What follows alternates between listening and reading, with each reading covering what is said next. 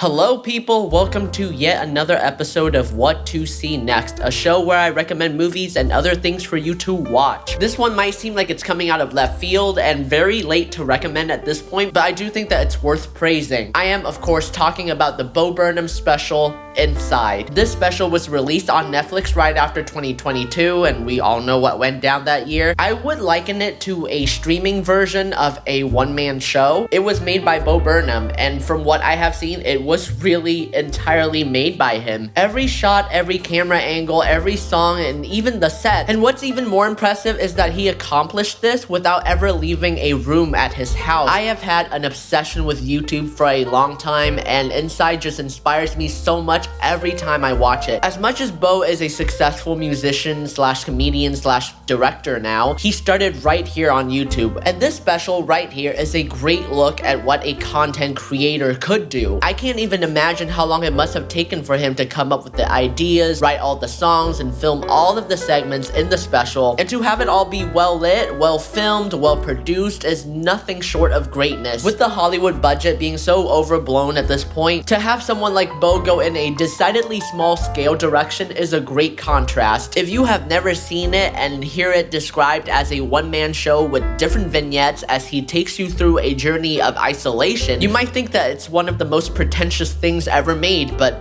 no. This special is quick-paced, concise, and jam-packed with great ideas. I wouldn't call it a comedy special, however. That would be an understatement and would set you up for the wrong expectations. There are funny moments, yes, plenty of them actually, but there is an overall sense of sadness and nihilism, I would say. It was recorded over the course of the isolation period, so it makes sense why the special has that tone. Not sure if that was what Bo was going for, but that was what I got out of it. I'm very inspired and impressed by this guy. One thing about me is that I have a deep love for music production. I have been producing since early high school, and every time I listen to a song, I always think about the mixing and arrangement. I'm sure all you music producers watching can relate. Am I right, my fellow musicians? All of the songs in the special are very tastefully mixed. I do like that he went for a homegrown but clean aesthetic for the music. I can hear everything clearly. I know that he wrote all the songs, and if he also did the mixing and mastering by himself, I'm even more impressed. The genius here comes from the simplicity of the instrumentals and how every sound comes together to form something that is greater than the sum of its parts. Every layer of sound is very polished, and the sample and sound selection serve the songs just right. I like everything on the soundtrack, but if I had to pick favorites, they would be Content, Sexting, White Woman's Instagram, Problematic, Welcome to the Internet. That one is just on another level to me. That funny feeling and Goodbye. These do change from time to time as every song in this special is great, but I constantly find myself having these in rotation. They are great pop tunes for the most part, and the fact that he's able to pull these out so effortlessly is nothing short of impressive, even though I'm sure a ton of work went into them. He is so good in his songwriting that it's not even fair. I feel like people don't give him enough credit for his songwriting. His wordplay is excellent, and his rhyme schemes are oftentimes very satisfying. Having all these words fit together so well and at the same time be so funny is nothing short of incredible. Let's talk about the way that he uses this room. It is very innovative. Since everything takes place inside of this room, there is definitely a limit on his creativity. However, it seems like this self-inflicted limit actually made him more powerful. He is constantly shape-shifting his room. One moment his room is a disco that is the underscore for the song Shit. I know, great title. And a few moments later, the room becomes a cozy campsite with a fireplace that doesn't actually exist. Everything is very cohesive in the way they are put together. It feels so intentional in the special, and you could tell that even though he says at the beginning that there won't be any smooth transitions in between the segments, there is a through line for everything, and they mesh together incredibly well. If you somehow missed this piece of art when it came out, I highly suggest you checking it out. It is on Netflix, and then after that, you can check out the outtakes on his YouTube channel, which is a very good companion piece for the special itself. If you have seen it, I would love to hear what you think. Tell me what songs from the special are your favorite. I will try to respond to everyone. Also, let me know what I should watch or make a video about next, and I will see you in the next episode. Peace.